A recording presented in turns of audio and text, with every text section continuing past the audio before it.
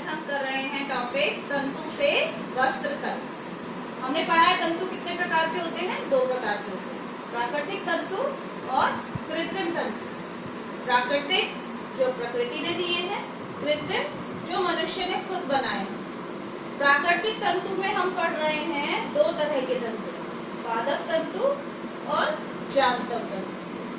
पादप जो पेड़ पौधों से मिलते हैं, जैसे रुई हो गया, पटसन हो गया, रुई आपने देखी है ना, घर पे होती है रुई, रुई हो गया, पटसन हो गया, उस तरह के तंतु को हम क्या कहते हैं, पादप तंतु। और जांतव कौन से होते हैं, ऊन, रेशम, ये जो हमें जंतुओं से प्राप्त होते हैं उन्हें हम क्या कहते हैं, जांतव तंतु। अब इस पार्ट में हम पढ़ रहे हैं कि ये कपड़े किस प्रकार बनते हैं। तो मेरे पास ये कपड़े का एक टुकड़ा है, इसे ध्यान से देखो आप।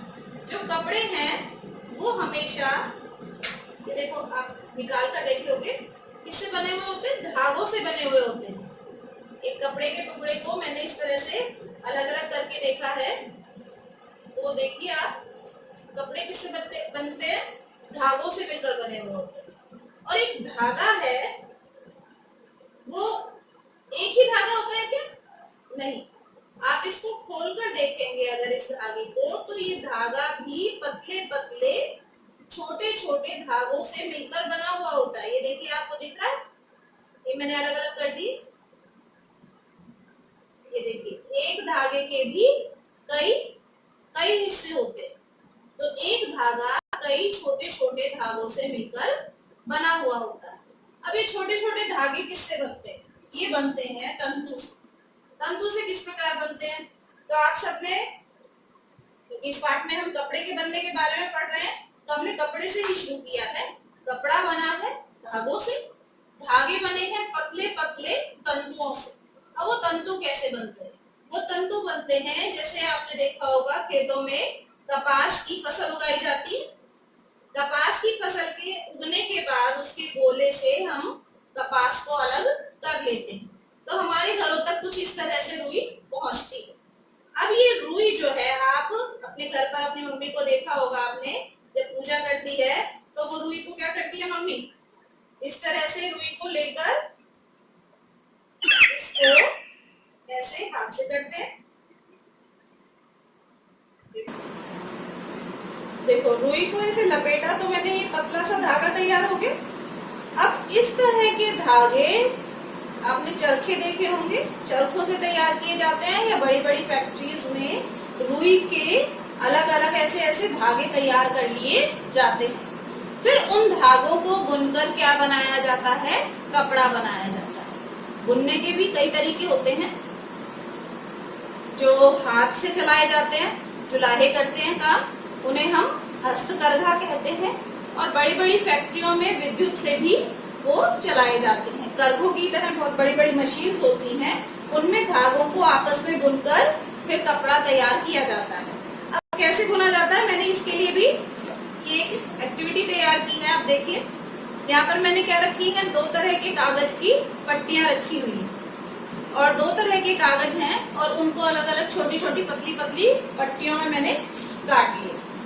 काट कर मैंने उनको फेविकोल से एक जगह पर अरेंज कर दिया। इस तरीके से अरेंज करना है आपको, इस तरह से अरेंज करना है, आपको दिख रहा है।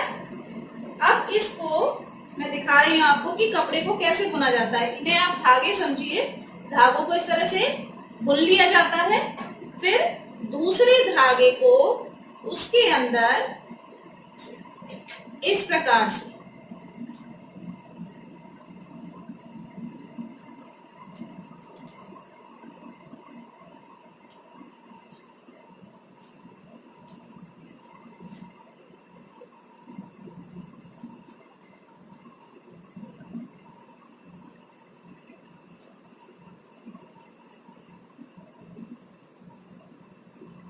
ऐसे बुनते रहेंगे हम धागों को, तो धीरे धीरे एक कपड़ा तैयार हो जाता है।